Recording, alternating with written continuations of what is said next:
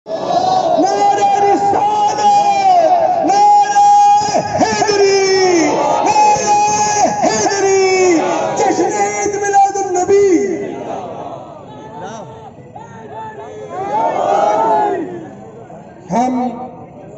अरकान हुसैनी जामा मस्जिद और इमाम बारगाह दरबार हुसैनी और अहलियान हुसैनाबाद की जानिब से हम अंजुमन सरफरोशान इस्लाम के तहे दिल से मशकूर हैं कि उन्होंने नबी पाक सल्लल्लाहु अलैहि वसल्लम का शानदार मशलबरदार जुलूस लेके आए।